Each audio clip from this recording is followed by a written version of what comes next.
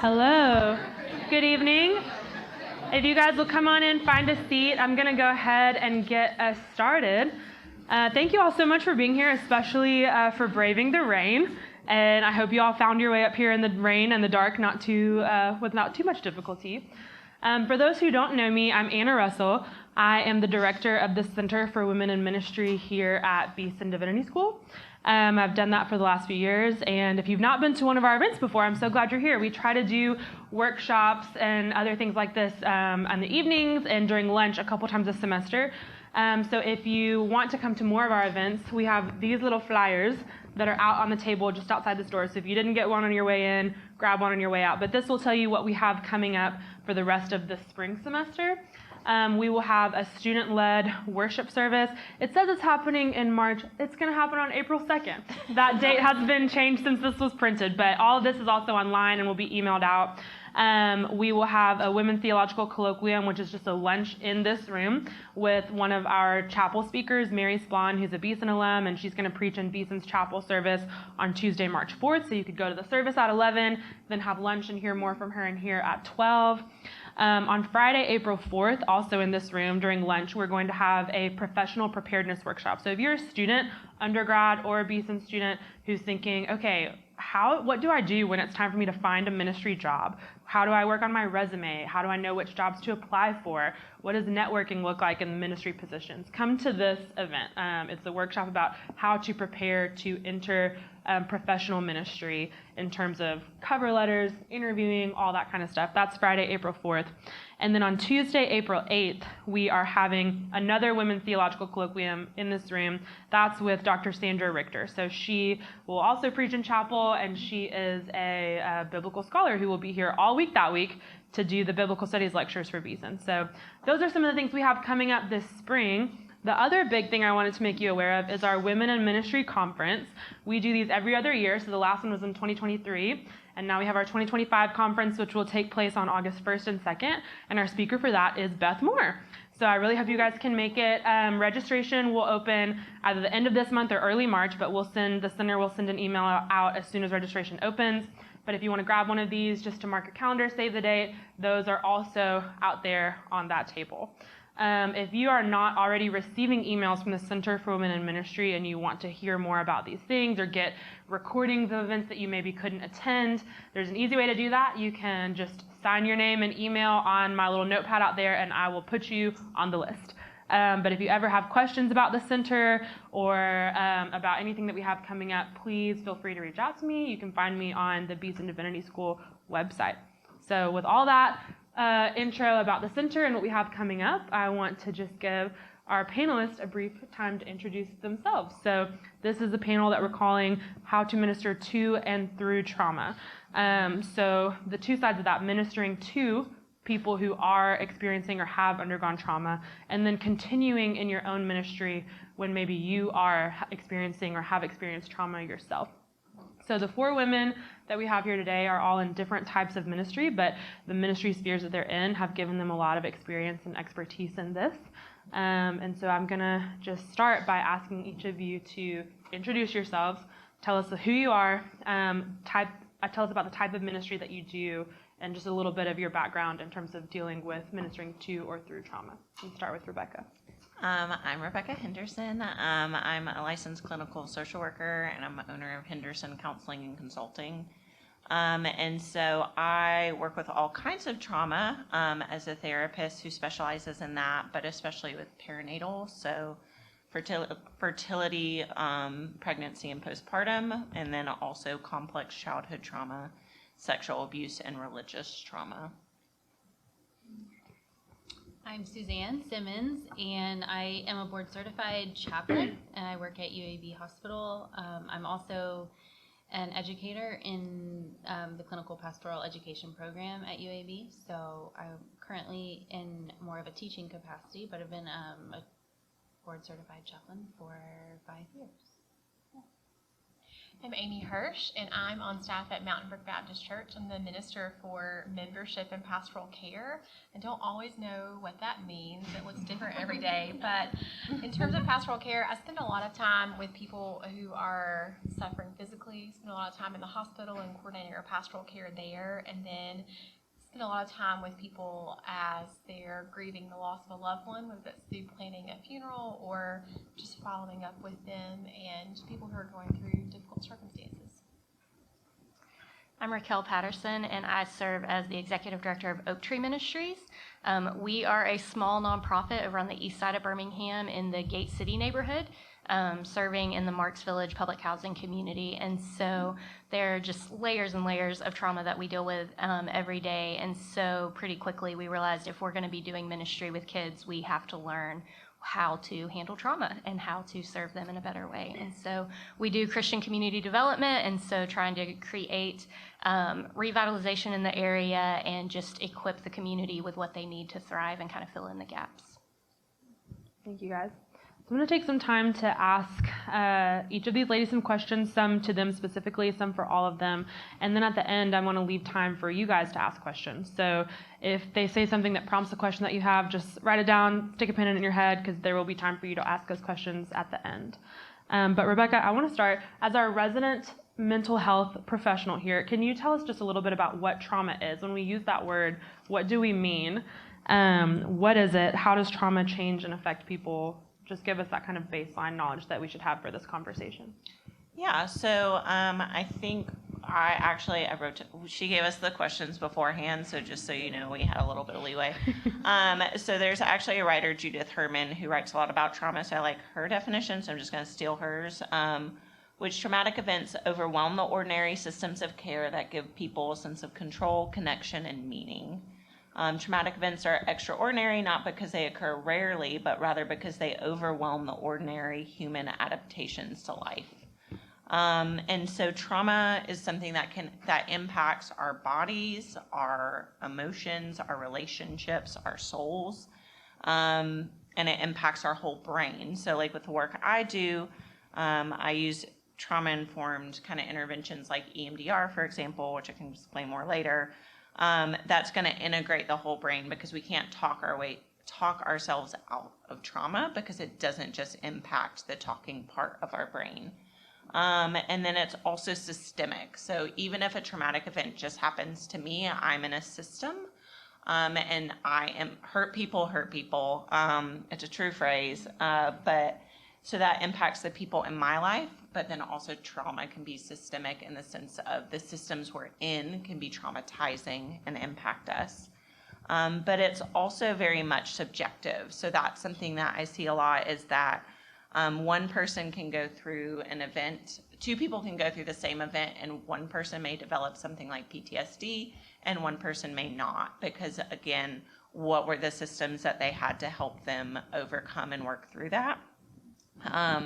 And so, for example, working with childhood trauma, someone, if a baby is born and they're separated from their mother immediately, that is very traumatic because that baby is wholly dependent on that birth mother.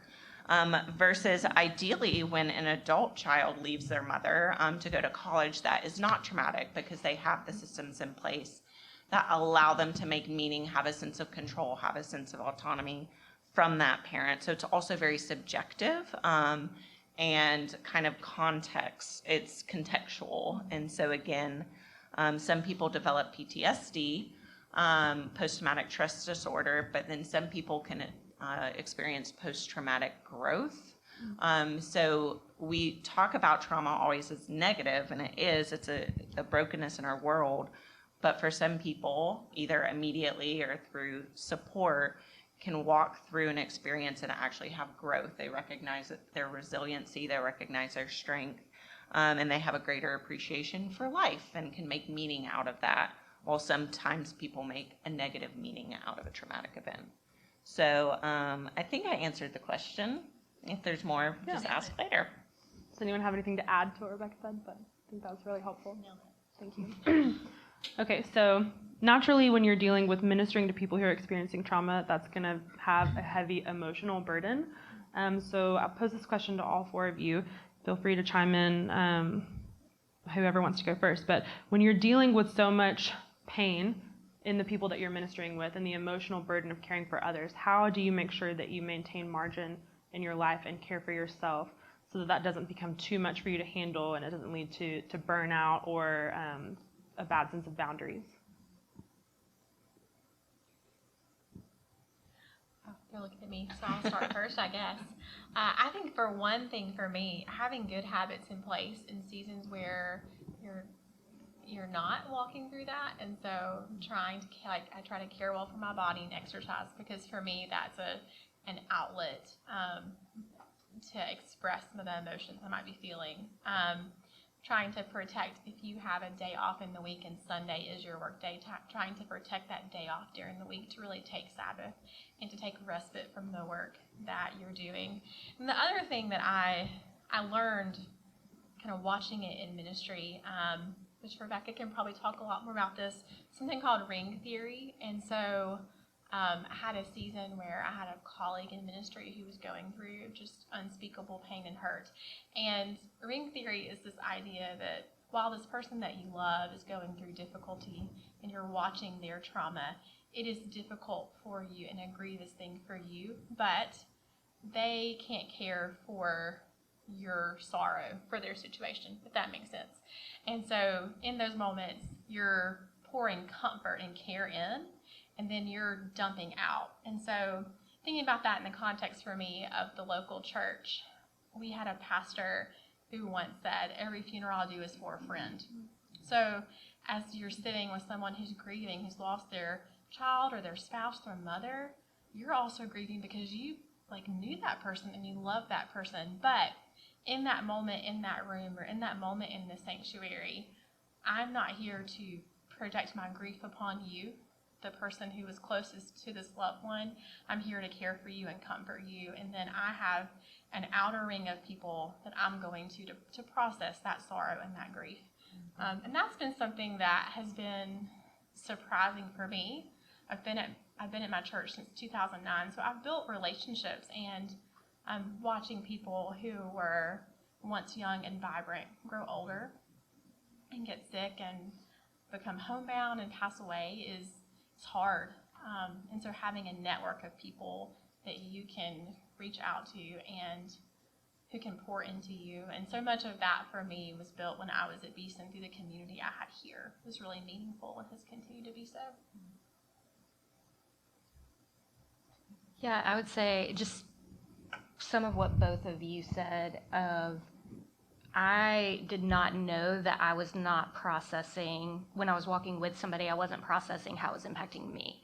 And I had to find a trauma therapist, right? Like someone who had experience in that, and not all therapists do. And so finding that, but Sabbath is non-negotiable for me because you just can't continue in it. But finding ways that, like Rebecca said, like trauma isn't just something you can talk through, because I would be like, oh yeah, I went through that, cool, I'm good. And I had no idea how those emotions and those traumatic experiences were impacting my body. And so I had to learn, like, how do I care for my nervous system and my body to move through these things in healthy ways and have outlets where I'm not just storing that or dismissing it, being like, oh no, that was somebody else's trauma, it's not mine. And so, yeah, but finding trauma therapist helps with that.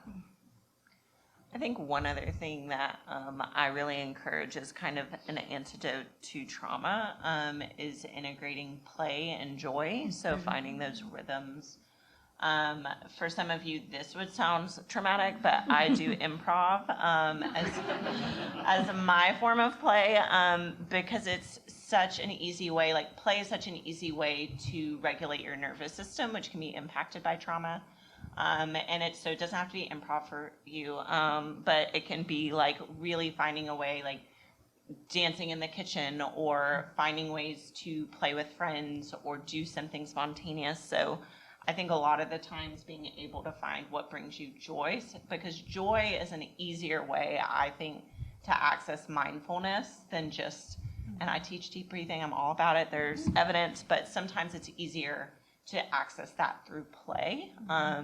And so I think doing that can be so beneficial, while also holding kind of that trauma and that grief that can come with that work. If you want. Yeah, I think I kind of agreeing with each of these offerings. I think one of the ways in which you can protect your mental health and manage the load is first by acknowledging the heaviness of it and saying that out loud to a trusted friend or colleague or a professional. But I think recognizing that, like Rebecca said, it is subjective. And so if you have a parishioner pass away and one time it feels like you don't feel super overwhelmed by that, and the next time you do, it might be easy to be like, well, this is weird. I just had somebody pass away a year ago and I didn't respond this way. So something must be wrong. I'll just ignore that. As opposed to being like, no, that is different. Those two things were different, and this one really upset me. And so I need to handle this one differently than I did the last one. And so, yeah, naming that and normalizing that in community and in relationship is, I think, one way to model that for those in your care too. If you're in ministry or you're a therapist or you're a chaplain or whatever the case may be, you're normalizing that also for the people in your care, and you're practicing what you preach to a certain extent. So we're expecting our parishioners and our people to be in relationship and deal with these things in relationship, and if we're not, well, that's messed up. Okay, this is sort of another question for all of you. You're all in different spheres of ministry, hospital, mental health, in the church, but how do you assess when someone in your care needs help beyond just you? So if Amy, maybe someone in your role, how would you know when to refer someone to Rebecca? Or Rebecca, how would you know when to recommend that someone you're seeing get help besides just you? How do you kind of expand the network of care for people that you're serving? Well, I have referred someone to Rebecca. Me too. Yeah. I see that hand. Just having a conversation, and I don't have a background in counseling. I'm a good listener, but I recognize that my degree is not in that primarily, and so this person shared some of their situation, and I said, I have a great friend that you really should connect with. Her name is Rebecca, and she's therapist, and she would be really helpful for you. And so we have a reference sheet. We don't make official recommendations because that, things could go wrong, but have a reference sheet that we have a counselor at church who's helped me kind of work through different people in different areas they specialize in. And so when a situation comes up, I can say, here's this reference sheet. If you want to look at, here's some people in the area you might want to reach out to and contact. And I try to be quick to have the conversation about counseling. I think that the stigma is decreasing in our world as we talk more about mental health and more about the need.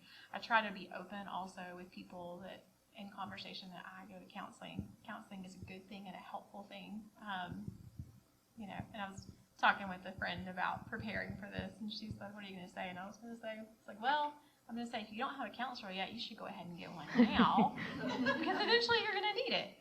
You need a safe place to process. Yeah. Yeah, we talk in the hospital a lot about scope of care and scope of practice, and so as a chaplain, it's pretty obvious if the situation is outside of my scope of care. And so that's a built-in, I have social workers that I can refer, I have other therapists, I have medical interdisciplinary team members. And so I think what that does for me regularly is it reminds me that I am not the end-all be-all. And I think in parish ministry that might be a little bit more challenging to say, oh, but they've come here to my office, or they've come here, I should be able to have the answers, or I should be able to do this. And in reality, all of us have limitations and cannot, even if we can care for this person to a certain extent, there's going to be a time where, we can't continue on past that. And that's, I think, just recognizing that regularly is helpful for me as a practice to say, okay, I'm gonna have to let go of this and pass this on to somebody else who is better trained, better equipped to handle this beyond this situation right now. And it's kind of liberating, I think, to do that. Yeah, I with my clients, I'm always like, I'm not your pastor, and I'm very clear about that when people come, and will refer out of like allow clients to wrestle, because a lot of the times, again, the faith and spiritual is such a big component of trauma for people, but also will refer out in the sense of, I mean, I similarly kind of have a list of churches I trust to be trauma informed, because unfortunately there are a lot that are not. And so there will be some that I'll say, I can trust that if you go here, this will probably be a church where you'll feel safe. So I'll refer out, refer to y'all's churches. And then also, I think being able to say, another thing I tell clients is like, I eventually want you to stop coming to see me, not because I don't like you, but because I like you enough that I want you to have enough healing where you're not needing to come to me. And that's also where I kind of refer out in the sense of, where is your community? In your church, is that a place where you're able to receive that? Because the scary work is not only coming and working through your trauma here, but taking the risk in relationship outside of the session. So this will hopefully be a template for you to know what a safe relationship is, but refer out to churches as a community where you practice that and hopefully receive healing in community, especially if that trauma was in community. Yeah, the only thing I would add is, because same, I have a resource list, quick to say, hey, can I walk with you through finding different therapists, things like that. The only thing I would say is, like, as someone is sharing something with me, kind of asking, is this like a one-time thing that they're just needing to process and like, okay, cool, or is this an ongoing thing that is definitely impacting their life, and they are trying to find the outlet in me to have an answer. And if they are doing that, and if I see this pattern, I'm quick to say, hey, I can listen to you, but there's not much more I can do, and so how can I walk with you to find that next step of healing, and just giving some encouragement that we don't have to keep on repeating the same thing over and over. I want to direct the next question to Suzanne. So for a lot of people in this room, they probably aren't professional chaplains necessarily, but maybe in the course of their work spend time caring for people who are sick or in the hospital or dying, or are taking care of people who are sick and dying. So what advice would you give them in terms of what are the greatest needs for people when they're walking through illness or death, and how can we who are not in the hospital all day, every day, make sure that we're caring well for those people when it comes up? Yeah, I appreciate that question, Anna. So the hard answer is that nothing is a one size fits all. You know, a person who is either caring for a sick and dying person, or who is the sick and dying person, is going to be different. And so I would encourage those in ministry that are going to be caring for people in that space to just remember that this individual you're looking at is their own person, and they're going to be walking through this experience in their own way, and it may not be the way that other folks in their family have done it. It may not be the way that other folks in your faith community have done it, and it may not be the way you would do it. And so that being able to kind of hold whatever that response is, however they're going through that, we talk in chaplaincy about being a non-anxious and a non-judgmental presence. So that, which sounds really easy, it ain't. So I think being willing to meet whoever if you're going over to somebody's house and they've just gotten a bad diagnosis, or they've come home on hospice, or fill in the blank, they've just had a serious loss in their family, recognizing, let them be your teacher as to what they need and where they're going, and where they are right now today. Today may be that they're crying, tomorrow may be that they're yelling, and the next day may be that they're laughing. And that's okay, because grief is not a one size fits all. And so I think that's a difficult thing to, quote, prepare yourself for, but by being prepared to not be prepared is kind of half the battle, and just recognizing like whatever I'm going to walk into, I'm going to let it be what it is, and try to meet them in that.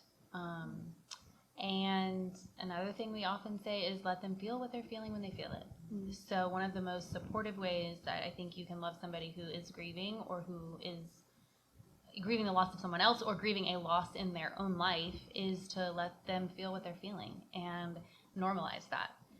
And research and experience says that like grief is best integrated as it is walked through and not around. And so recognizing that what they're feeling today may not be what they feel in a week from now, or a month from now, or a year from now.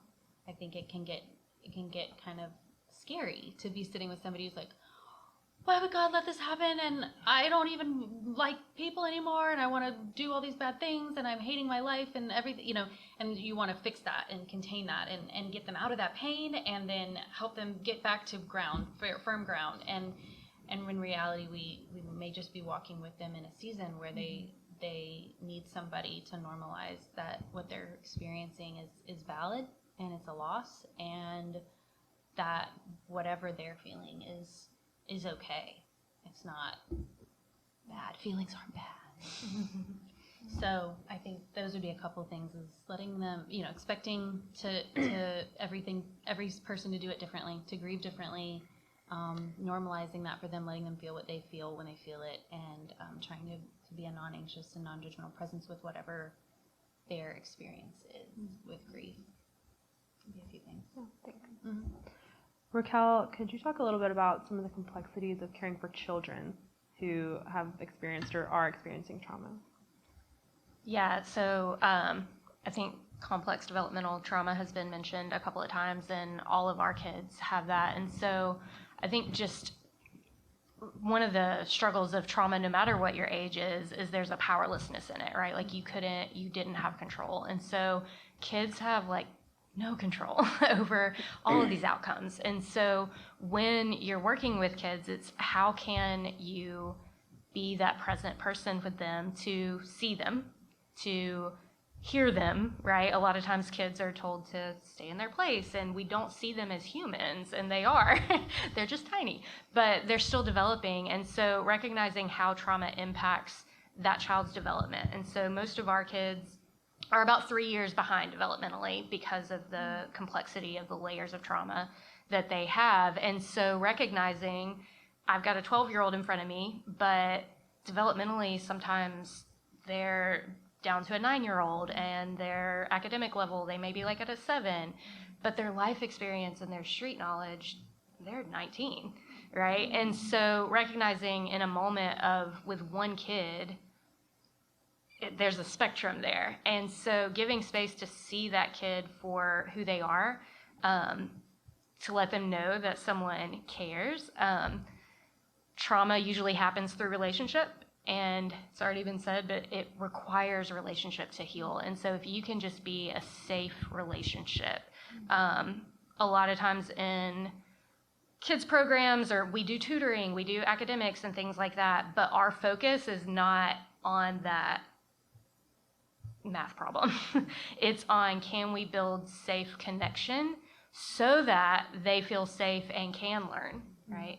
And so that their nervous system can start to heal, and so that they can have space and tools to learn how to regulate, so that when they go to the classroom and we're not there, they have some tools to be able to learn and recover and things like that. But it really does all come down to relationship and helping kids feel safe. I think one of the things when Oak Tree first started, it was, all right, come on, we're going to have fun, and we're going to do all this, and it's a safe place. And recognizing the fact of safety is not the problem. It's, do they feel safe, right? And you can only feel truly safe if you know someone, right?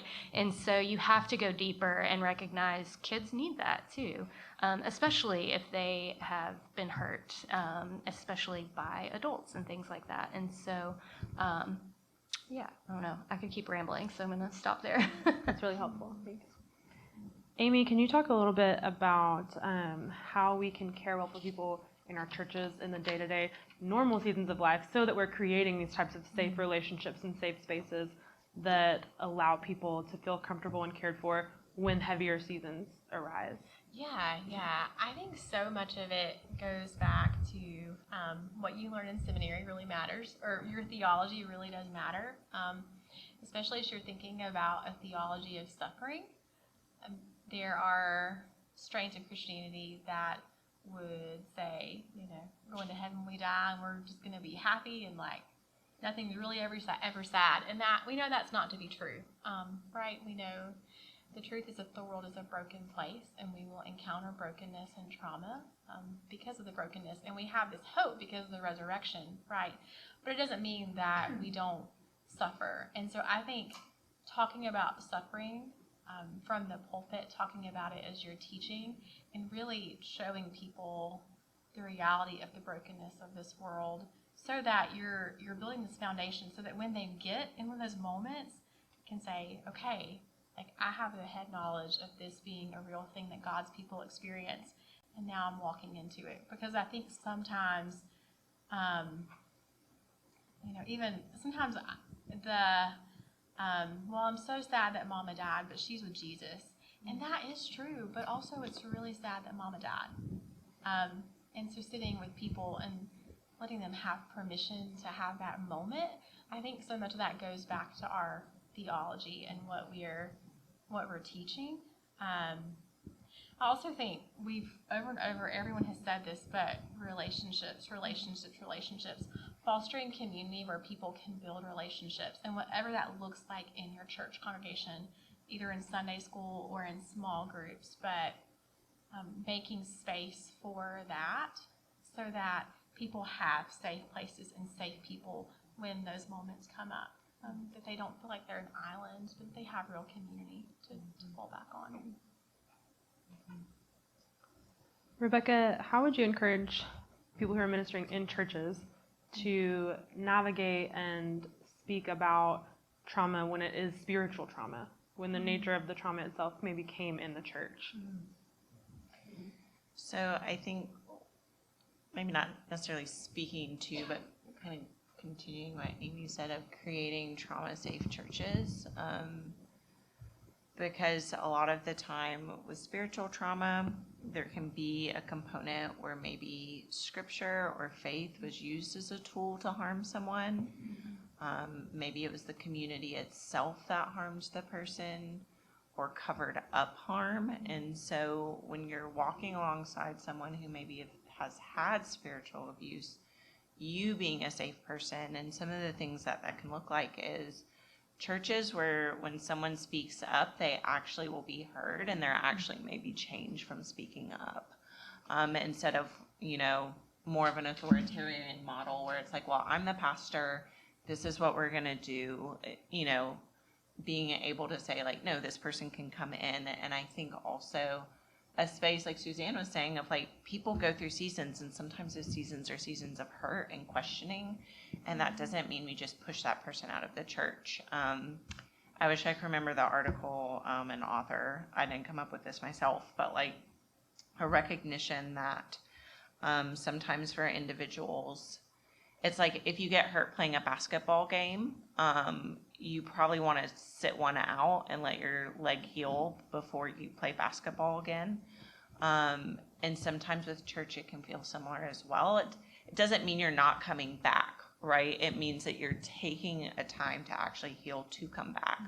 And so giving people this space of not just saying they're apostate because it's hard for them to walk through church. Because again, it's a physical, trauma is also physical, and even the space of walking through the doors or taking communion or watching people gather and hearing the word may be a reminder to the nervous system of pain that they've experienced, and that we don't get to consciously choose what our triggers are. That's the whole thing about it, is like it's an unconscious trigger that is eliciting a strong emotional response. And I think pastors, as they're talking, I think one, to normalize and validate that of what you're experiencing doesn't make you a bad Christian. It means that you are a human being walking around in flesh. and living in a broken world, and that Christ has overcome that, and Christ is suffering with you. And I think the other thing I would say is sometimes you don't have to say anything at all. Sometimes the best thing you can do is to not talk. The one book recommendation I will give everyone is actually a children's book that I love, which is called The Rabbit Listened. We like it. You may cry reading it, but I think if pastors read that book, that may be helpful for them being trauma-informed. So I think because it's all about, instead of trying to push how someone should walk through something, it's sometimes just by listening and closing our mouth that someone can actually experience what they need to heal.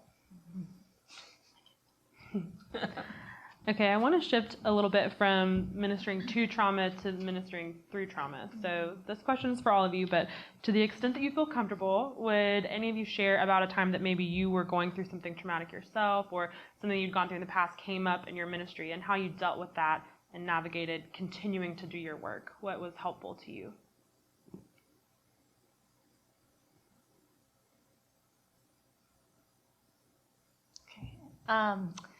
I was just thinking about this recently because I accidentally found an old journal when I was cleaning some stuff up last month and flipped through, and I was like, oh wow. And this is similar to what I already said, but I think it goes with what everyone else just said. There was a season of COVID really broke me because of the lack of recognizing that trauma was impacting me before that. Because I thought I could choose, right? I'm next to this big shootout, but I'm fine. Nobody got hit. It was a miracle. We're good. And I just carry on, right? And then I'm first responder and sitting with someone who's experiencing domestic abuse, and that's her trauma. That's not my trauma. And so I just didn't know I wasn't processing. And so then when COVID came and there was a series of a lot that happened after that, just eventually it was too much. And I had a moment when I walked outside and I was just like, I'm numb right now. And I don't have anything to offer to the community because we're all standing here and there's a murder and I don't feel anything. And that's not okay. And so thankfully I recognized wait, I'm not okay. I don't have anything to offer anymore. This is dangerous. What do I do? And I had a really supportive board that was like, hey, I was like, can I take a week off? They were like, let's take a month and then go from there. And just handed me the keys to their lake house, right? But going away in itself doesn't solve anything, but it did give me the time and space to say, okay, how do I seek professional help? What are the tools that I need to actually process this and to build up resiliency? But one of the things that I saw when I just found my journal was how much pressure I was putting on myself to suffer well. And that just tied into everything that, and being the leader of a ministry in COVID it feels like everybody's eyes are on you, right? And I'm responding to one crisis after another, and it's like, oh, all of a sudden I'm judging myself because I'm not suffering in the way I thought that I should, right? And that was so surprising to me, right? And so this phrase of suffering well, we just love triumphalism in the church of look at this victory story. And yes, that can be so encouraging, but the reality is everyone grieves differently. And there has to be space for that. And if we are stuffing and shaming the real feelings that are coming out, we're not giving space to move through them and learn healthy ways to deal with them. And so just that idea of comparing and judging how we deal with grief it can just be so harmful. And so having space for me I had people that I could go to and say, I'm not okay. And I really didn't know how they would handle it because I'm like, that's my job on the line, and I think for people in ministry, a lot of times because that job is on the line or because everyone's looking at you and there's this expectation of I've got to be a good leader and I've got to suffer well, you don't tell anyone. And it causes so much harm and danger to those that you are leading and should be shepherding. And so finding a way to say, we have to remove the shame around saying, like, I need to stop. Like, we have to remove the shame around saying, like, maybe, like Rebecca said, like, I need to pause from ministry for a minute and step away. That doesn't mean forever. Who knows? It may. And your identity and your value and your belovedness doesn't change based on your position. And so the more we normalize these things and the more leadership can say, like, hey, I need a break. And y'all, it's the hardest thing in the world to go to my team and say, I know we're all going through this trauma, but I'm going to take a month off. See y'all later. And I was like, this feels ridiculous. But I knew I had to, if I was going to lead them at all in the future, like, I had to stop. And I wanted to model for them, like, that you can come to me and say you're not okay, and there's not going to be shame and judgment, and, like, we're going to figure this out, and we can pause. And so for us at Oak Tree, we do things at a different pace to recognize, like, if we're going to be sustainable in the levels of trauma that we experience all the time, we have to go slower, and we have to evaluate, like, what are the pressures and expectations we're putting on ourselves on how we handle these things. So, I don't know if I even answered the question. That was great. I just went. I can share. So I got married in 2018, and in 2019, we were, trying to start a family, and I got pregnant. It was kind of a surprise, and then maybe 9 weeks into the pregnancy, I found out I had what's called a miscarriage, which is when we went to the doctor, there was a heartbeat. We went back 2 weeks later, there was not a heartbeat. This happened like 2 days after my grandmother passed away, and then I lived out the rest of that month with just the physical aspect of my body having to go through having a miscarriage. And it was so difficult. So difficult. I did not take the time off that I should have. I would have been given the time, and in some ways it was like, oh, I need work to be a distraction from this, but then also physically, I probably needed some time away.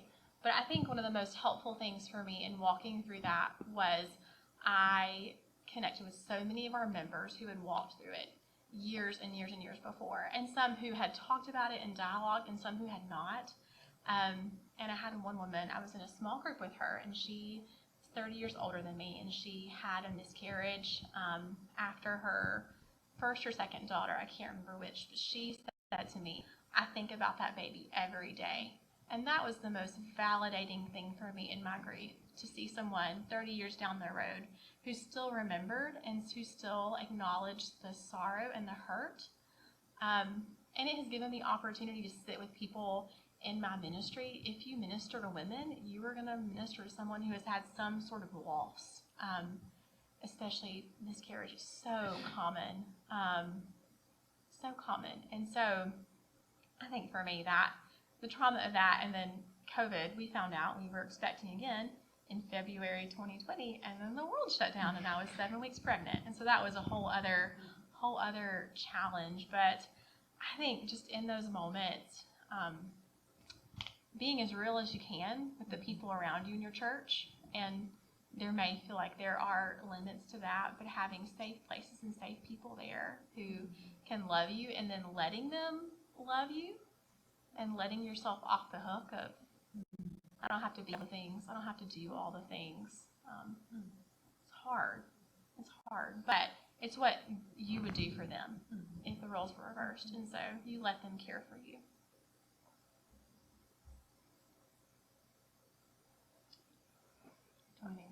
You don't have to answer. Going to the next one. Do you have another one? I do have another one if you want to move to that. Unless you're dying to answer, we can move to the next one. Well, I don't know if I'm dying to answer it, but but I will. I one of the things in hospital chaplaincy is it's different in the sense that, like, a lot of times I'm witnessing traumas with strangers, people that I don't know and I don't have a previous relationship with, and I won't see after this 20 minutes and or after this one visit. And occasionally there's visits that you build a relationship and this person's in the hospital for an extended period, but by and large a lot of our visits are kind of one-offs. And so there's really this like jolting thing of, okay, I'm not going to see this person again. I don't know how this situation plays out or resolves. Like, and especially at the hospital, you're seeing people in the worst scenarios, and it's really easy for me, I think initially in my work at the hospital, to be like, the whole world is totally in shambles, and I don't know how any of us are functioning, really, like, because you're seeing such a skinny slice of the pie of humanity and human experience. But it's easy for that to become kind of embellished, and that to be like, oh man, this is the whole world all the time. And so I think in my own dealing with the traumas that I was seeing, behind the next door, you don't know what you're gonna see, was like really leaning into my faith and the reality that, like, God isn't surprised by this, and that my faith can hold, my God, not my faith, but the Lord can hold the complex feelings and grief that I am experiencing after seeing every situation that I see. And and being in a community with people who can validate that as well, and just be able to say, like, this is so messed up. Like, I don't understand how this can be happening in our world, and God still be good and kind and loving. Okay, I'm gonna still be a Christian, like, and I think that, like, just finding places that I can voice those things has been, and in a community of faith that I can still participate in worship and community, and that can hold those complex feelings, has been hugely helpful. And I'm not a great time at a party sometimes because I'm like, that's a terrible situation in the world right now. But I also, like, have leaned into my community and friendships and my faith in ways that has kind of sustained me through that. I think, like, the small thing I'll add is, like, I think most people who are therapists get into the work for a reason, and so I'm not going to go into details, but as a trauma survivor myself, who, like, childhood trauma growing up, I sit with people, and a lot of the time stories can sound very similar to my own. I think and I remember talking, one of the things I do is see a therapist. Your therapist should be seeing a therapist. But I was talking with my therapist about, there's also kind of a groundingness in knowing that a lot of the times our stories aren't just our stories, that there are other similar stories, right? And so I think being able to see that while also saying, even if we experience something really similar, that is your experience, that you said kind of something, and we may have dealt with it in very different ways. And so having, again, that's why your therapist should see a therapist to process through that if it's coming up for them. But to be able to say, like, this can inform my empathy. And even for the traumas I sit with that I have never walked through, and ideally will never walk through, I still can pull from that experience, and be able to use it to be that kind of pastoral presence for someone of, like, I can understand in a limited way of what you're going through. And so I think for all of us, being aware of the traumas we've experienced and working through those, so that we can actually use that as a strength instead of a hindrance, where we hear someone's story and then we automatically make it about ourselves because we haven't worked through it. Like, I think that's the danger when you've experienced trauma and you do trauma work, is you're using that as therapy instead of therapy as therapy. Okay, this is the last question that I'll ask, and then I'm going to open the floor to you guys. For those of you who are not in church ministry, so everybody but Amy, what do you need from the church to continue to do your ministry well? And then Amy, I want to ask you kind of the reverse question. What do you need from counselors and chaplains and people in parachurch ministry to help you do your ministry well? I really need churches to stop saying silly things. Amen. And trauma. That, honestly, I would be out of a job, so thanks for the job security. But I would just say I really need churches, again, to listen before speaking. Two, if you don't have an understanding of trauma, like trauma-informed ministry with your leadership, to find a way to become more trauma-informed in your ministry and leadership, because it's going to happen. Like, you have broken people coming through your doors.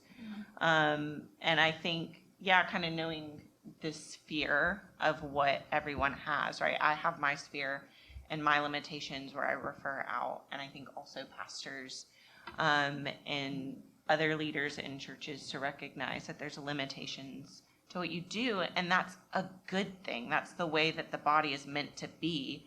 You may be a foot, I may be a hand, like, we can work together. We don't have to be the whole body, and I think being able to understand the beauty of that would really help my work. And again, if we could just stop misusing scripture and, telling people to stay in abusive relationships, that would be, again, would be bad for my job security, but would be better for the world.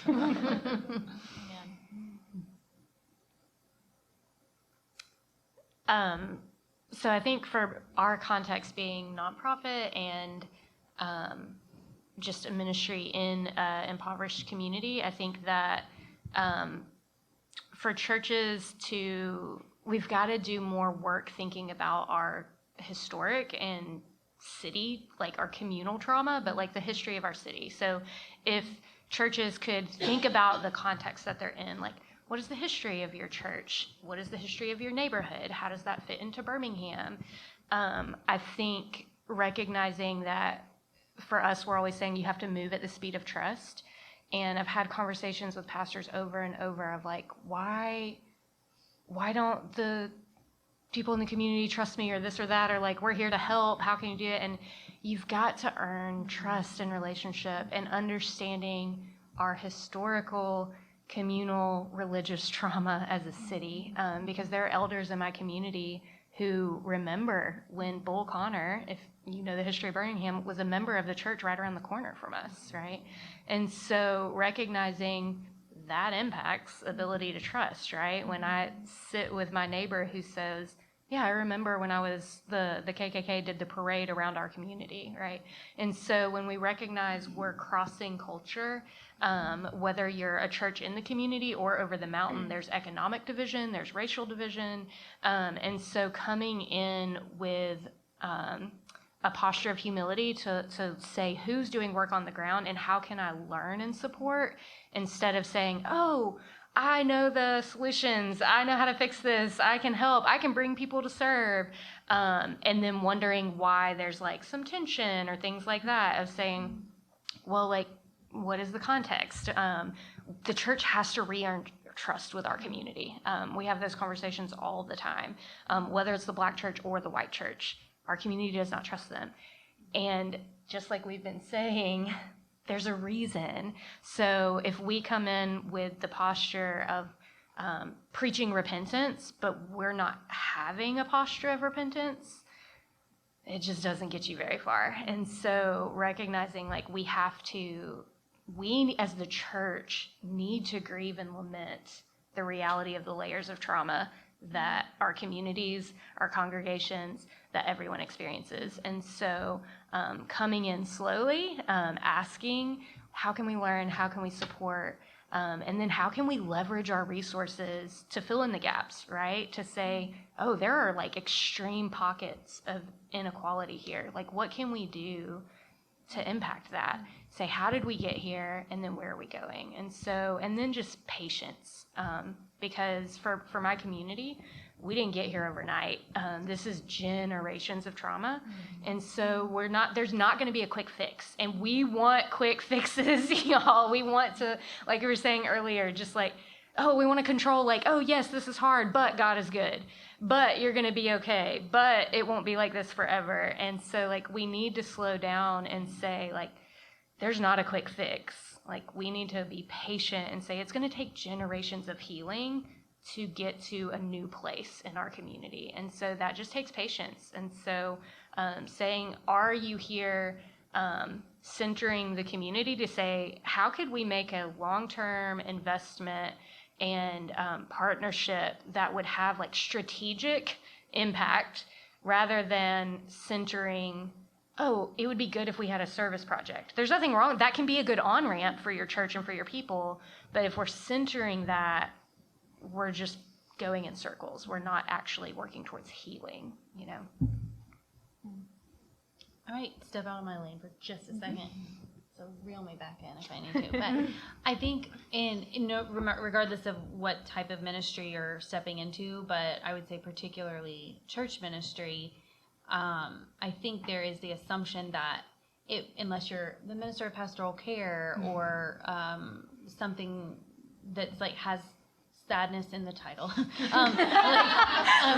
you just think like it's going to be once in a blue moon that I have to sit down with somebody who's grieving or who has had a trauma or who is in crisis, and I'll be able to just like figure that out on the fly. And I think the reality, and I think you can hear in each one of our experiences, is that this is part of the human experience. Like loss, trauma, and crisis and grief are part of the human experience. And if your ministry involves human beings,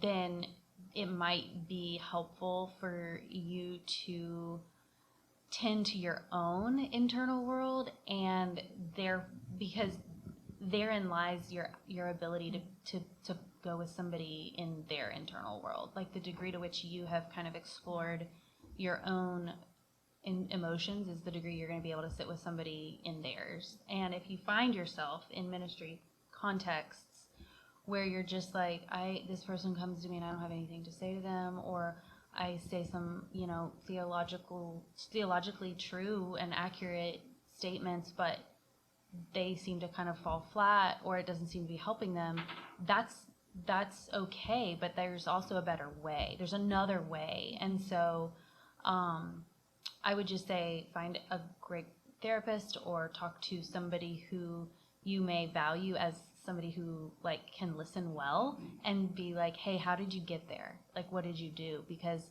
I don't think pastors are the exception to, I don't think therapists or chaplains or pastoral care ministers are the exception and like, oh, we're just the ones who are going to have to deal with this. Like, yes, we can, but y'all are going to be on the front lines if you're in any kind of parish ministry. And people are going to come to you first because they do trust you, because you have built that relationship, because you've baptized their kids, or because, whatever the case may be. So I would say if you're realizing your own limitations in that, there's options, and I would say like look first at how you are with yourself in your own grief and your own crisis and your own loss, and that will inform how you can be with others in theirs. Amy, any final thoughts? Yeah, I'll say from the church context, just networking with people who are in those areas. So we had Suzanne come in and talk with our staff about just pastoral care. We'd had a season of, now I say it feels like a lot of losses, but now it really, it's just how life is, it turns out.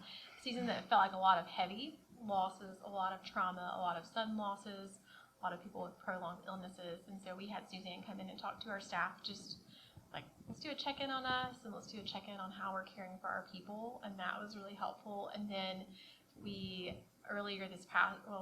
this is 2025.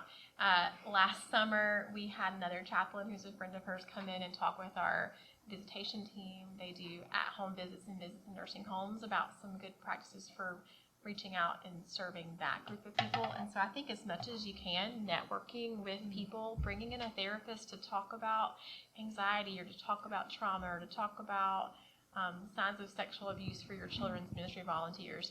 Any of that is really helpful and really good, because we all need each other. We can't do it alone. So I would say, thank you.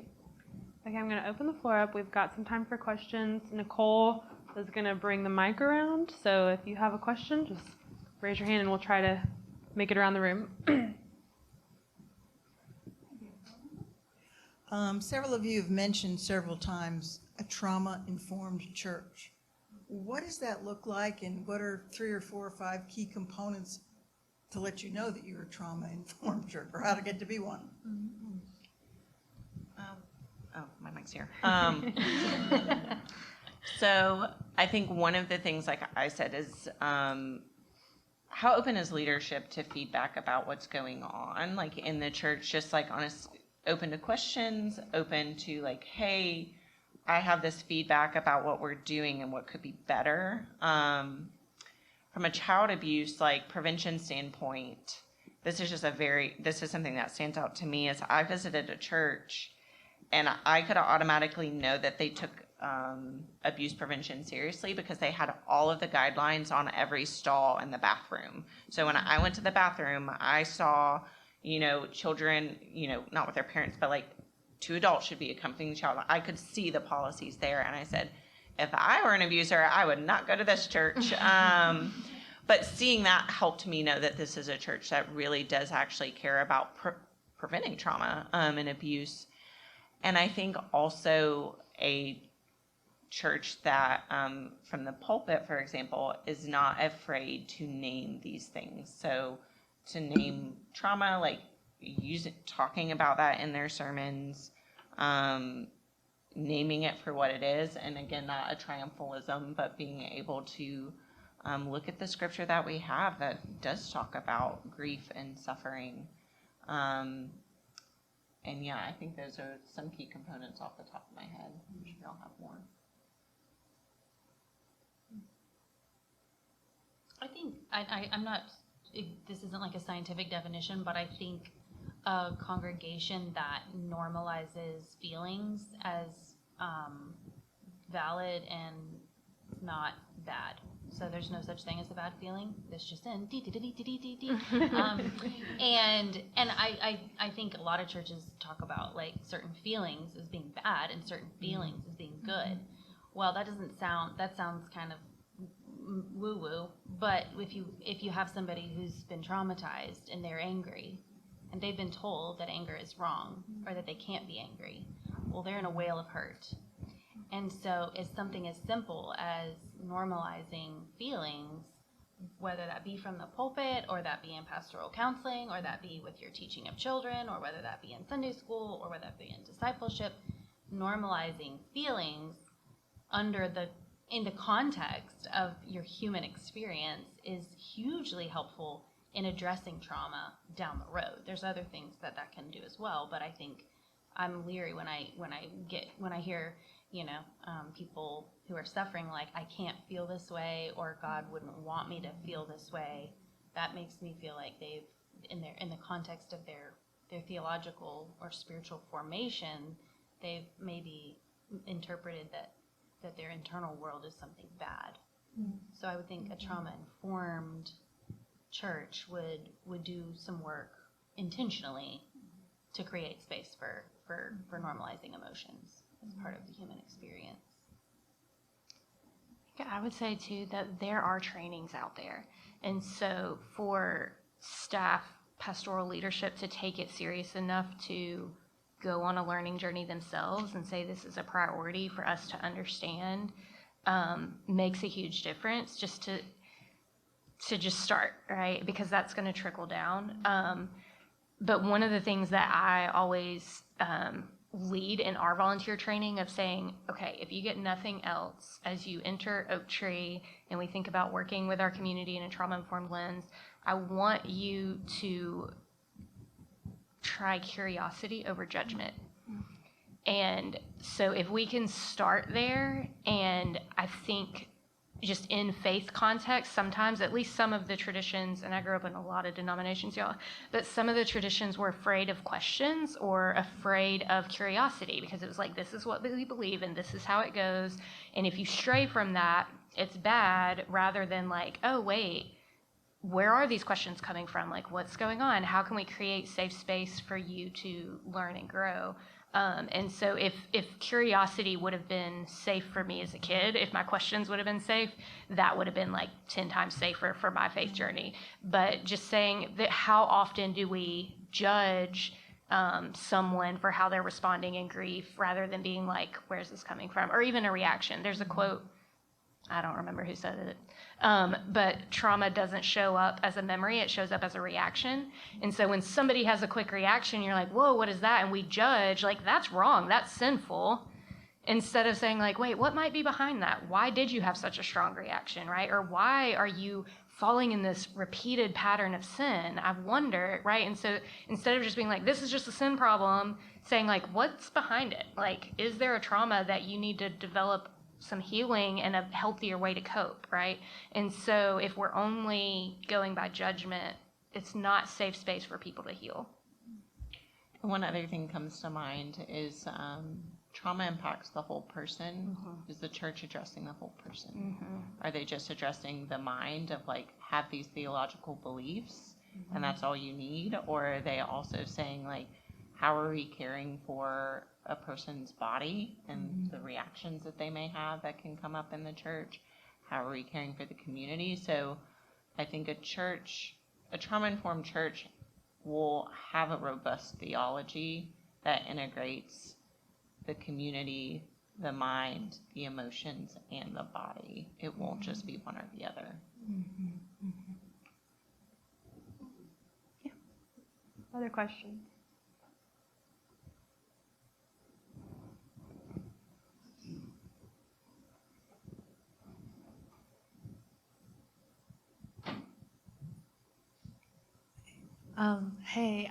I have a question. I'm very interested to enter the trauma ministry. So I just wonder, do you have any suggestion for, and I'm also a trauma survivor. So do you have any suggestion for students like me who are interested to enter this ministerial field, this field ministry?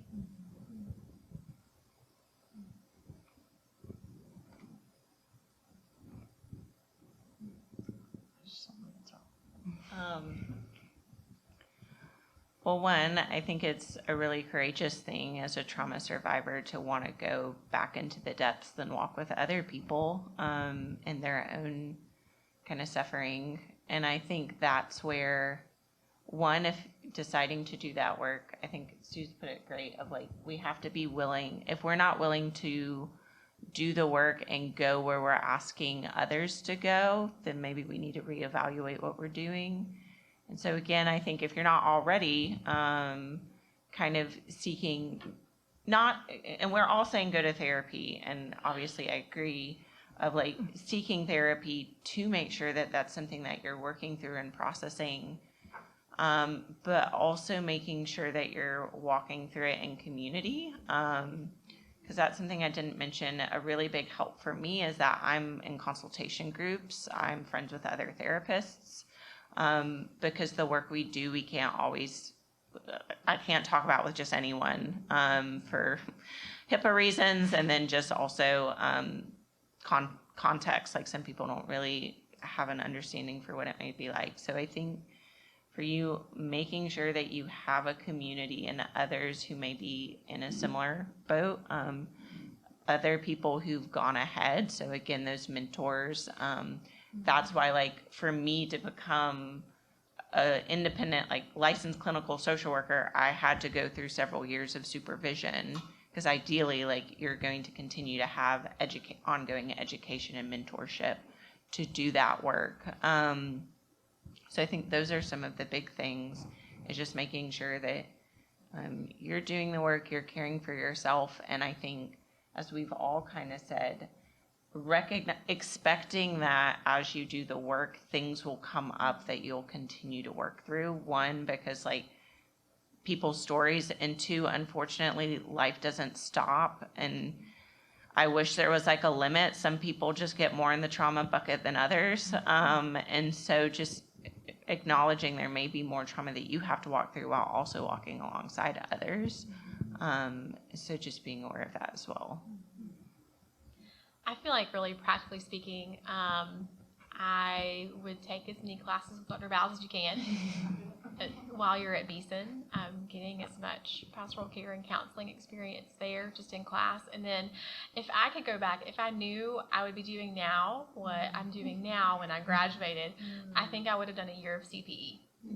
And just come on. I don't know that I'm in a stage of life now with young children to do some of those overnight or weekend shifts, but I could see how some of those tools would have been so helpful on this end. So if you're in a season where you could do it, talk to Suzanne. You're welcome. Checks in the mail.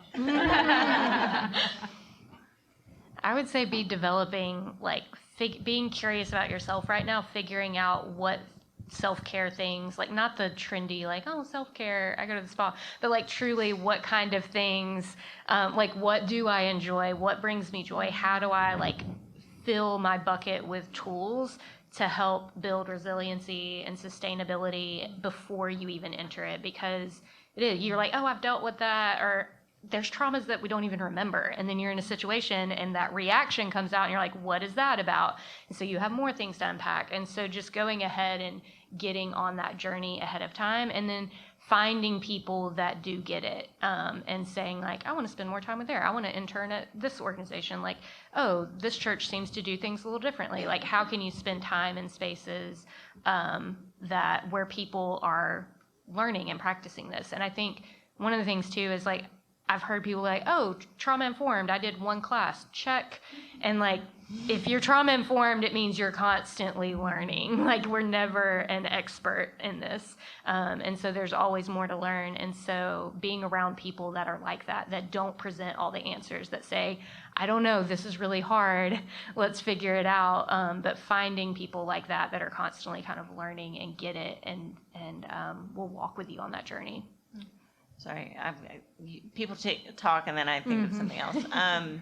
I think also not being afraid. Again, we're talking about limitations of scope of Suze has her scope, I have my scope of field, practice.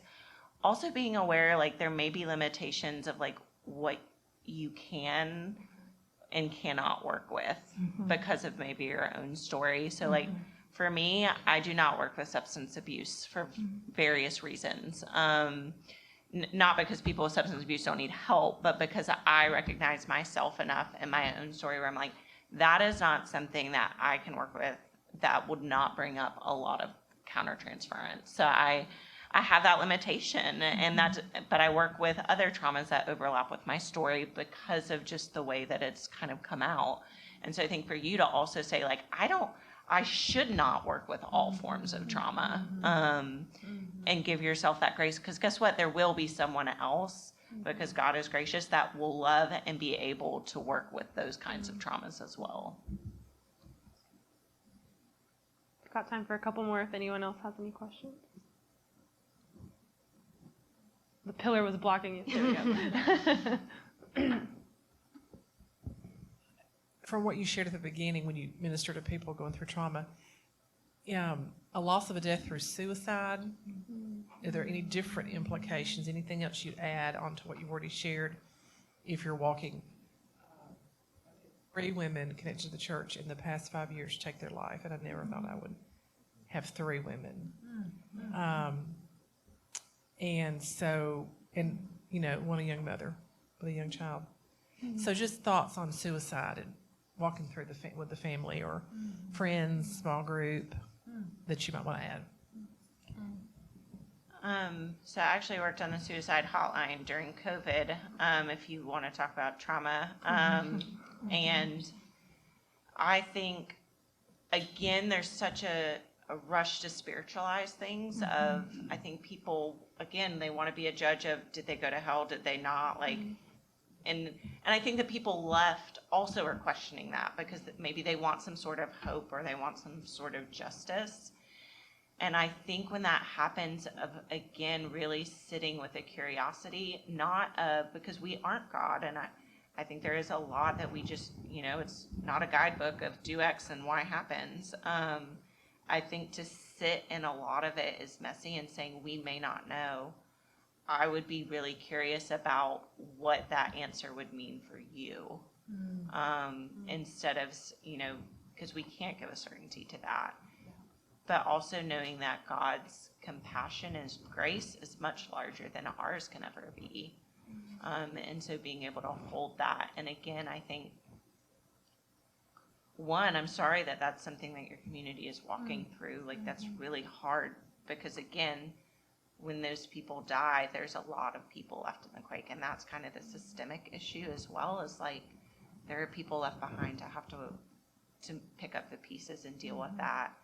And again, I think being that presence of holding that space and being compassionate and holding, like Suzanne said, the people left one day will be really, really angry at the person who died by suicide, and one day will be really understanding of like, maybe I can kind of understand why that happened. And it's like there's going to be a multitude of emotions, and so I think being able to just really embolden people to not have answers.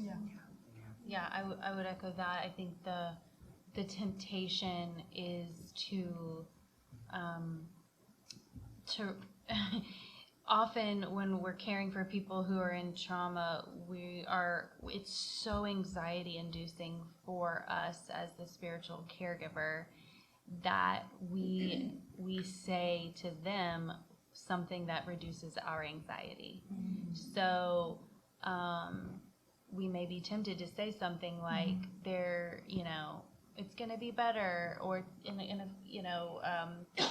it's not going to be like this forever, or like just think about the good things, the memories that you've had. Like really what we're doing in that moment is saying, I am so uncomfortable right now, please stop, and to just, that's part of the internal work too as a minister, is to say like, this isn't mine, this is theirs, and it's gonna take as long as it takes. That is grief. There's no like expiration date or I should be over it by now. And if you can be a voice to say it is not something that you should be over, I think that will go such a long way, even if you have no other answer for them. There's no shoulds, and I think just saying it's going to take as long as it takes. And I think another thing, this is kind of with loss in general, but I would say particularly something as stigmatized as suicide, continue to ask about that person and saying like, okay, it's been 6 months since your mom passed, your wife passed. I've been thinking about her. I was thinking about her last week. Yeah, talk about her and her memory. They are thinking about her. So our go-to is like, well, I don't want to make it worse. I don't want to hurt them worse. The worst has happened. You cannot do anything worse than the loss that they have had. You can botch it for sure, but the worst has happened. The worst loss of their life has occurred already, and so you bringing them up is saying, it's okay for her name to still be said in this place. It's okay for me to wonder about her.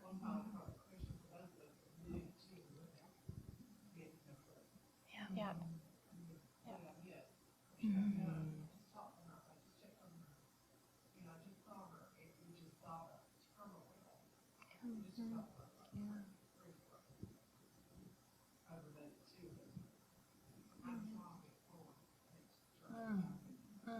I'm so sorry.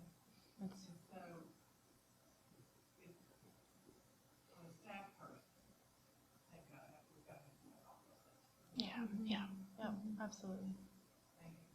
Can I just add a practical thing of, because we've had a really high percentage of our kids that have, suicidal ideation. I've been first responder with one of our kids that attempted suicide, and that it's unimaginable.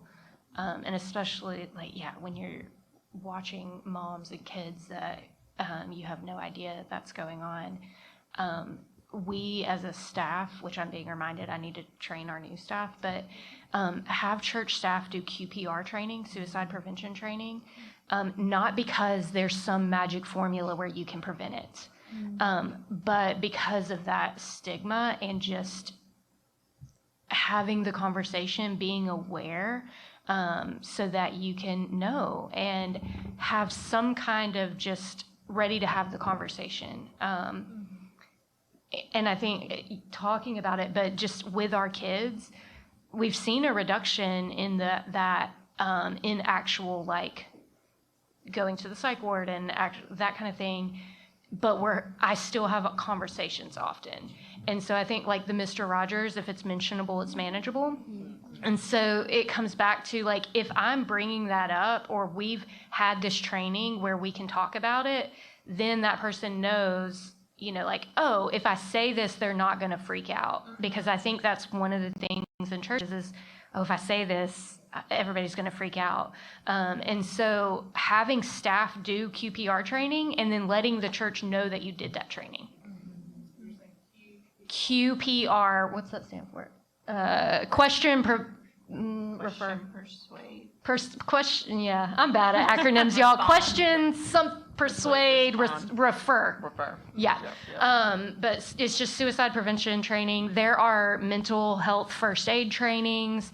But do those, but don't just do them as a staff. Let your church know that you've done them. Do them, because then they know, oh, if I have this thought, I can go and talk to somebody. Yeah, I think QPR, and then there's also something called ASSIST, ASIST, I think. I don't know if there's 2 S's or 1, but that's also really great. Like, that's what we would do at the Crisis Center for our suicide hotline training. That can be really helpful, QPR. And again, like, the Crisis Center will do those trainings for free.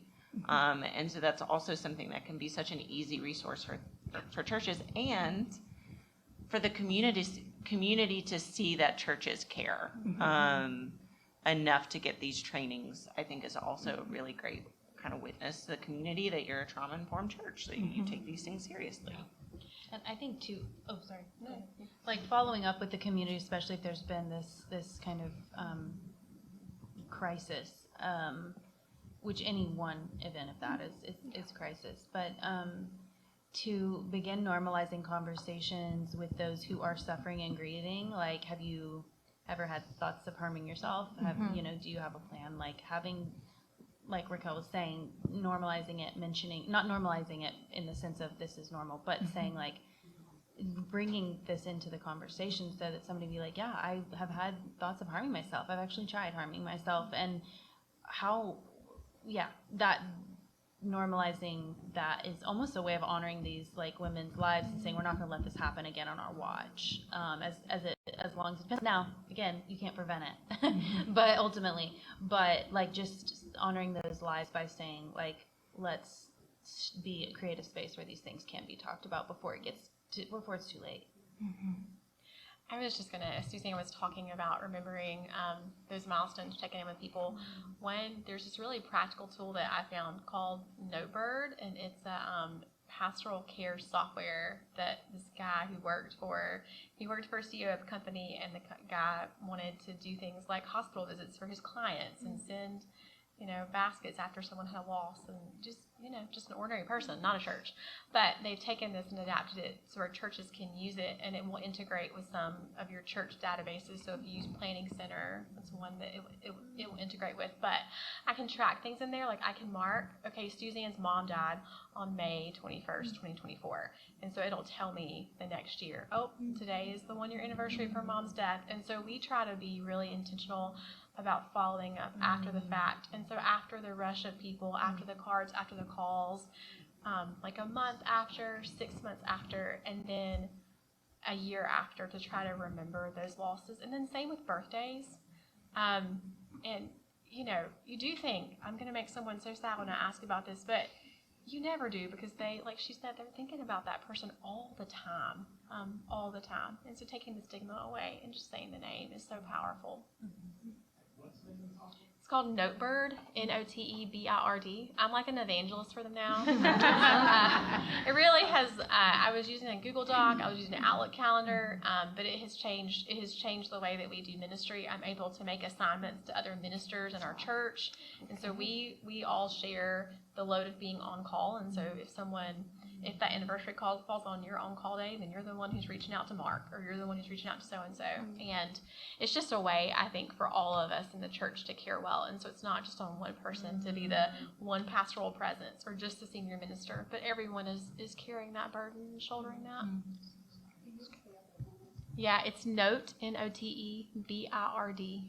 So it's pretty affordable. We have 10 users, and I think it's like $75 a month. But it has paid back in dividends, just in things that I cannot remember because I don't have the brain space. Just good reminders. Well, that is all we have time for. But if you guys have further questions, maybe we might have a little time to grab people after the fact, or you can always send me an email and I would be happy to connect you with any of our panelists.